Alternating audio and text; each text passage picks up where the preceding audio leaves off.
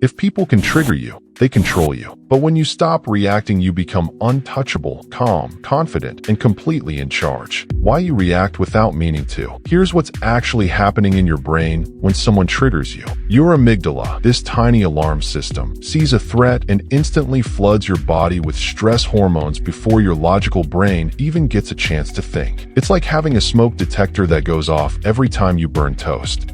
Your boss sends a passive-aggressive email, and boom, your heart starts racing. Your friend doesn't laugh at your joke, and suddenly you're questioning the entire friendship. You see someone who looks like your ex at the grocery store, and your stomach drops. None of this is your fault. Your brain is literally designed to react first and think second, because thousands of years ago, that split-second reaction kept us alive. But now it's keeping us stressed, exhausted, and constantly on edge. The hidden cost of reacting.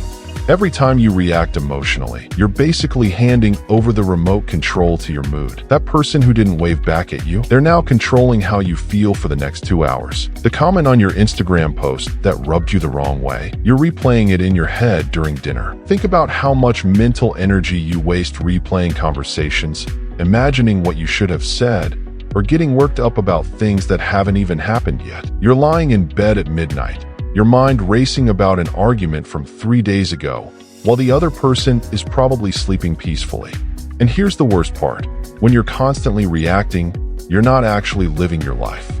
You're just bouncing from one emotional trigger to the next like a pinball. Your mood becomes dependent on whether people text you back fast enough, whether your post gets enough likes, or whether the barista smiled at you this morning. That's exhausting.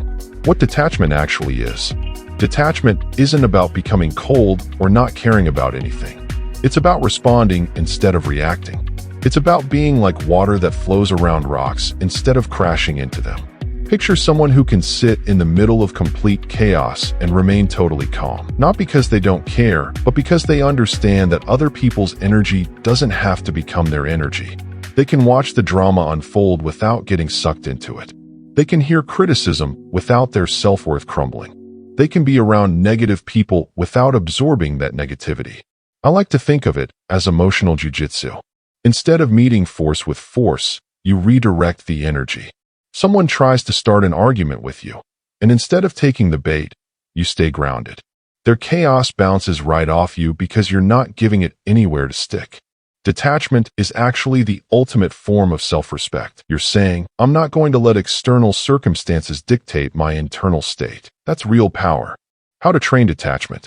Let me give you 3 tools that will completely change how you handle triggering situations. First, master the micromind delay.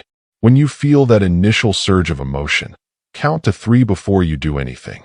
Don't text back, don't speak, don't react. Just breathe for 3 seconds. This tiny pause gives your logical brain time to catch up with your emotional brain. Most regrettable reactions happen in that first split second. This simple delay will save you from so many situations you'd later wish you'd handled differently. Second, use the 3-level trigger scan.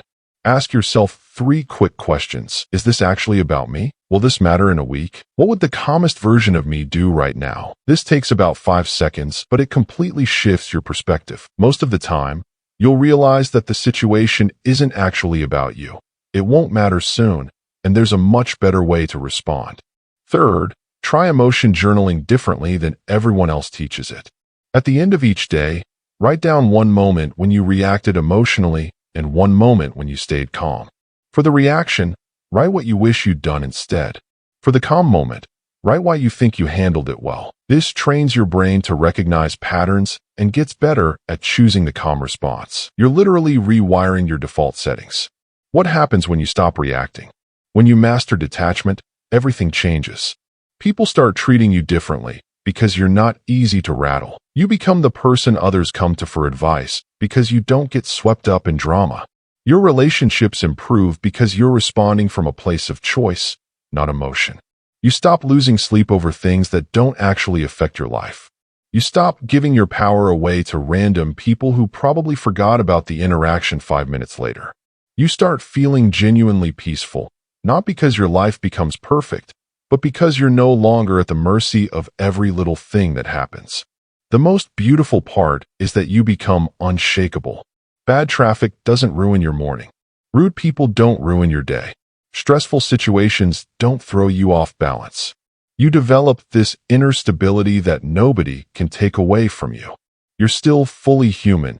You still care deeply, but you're not controlled by every emotion that comes up.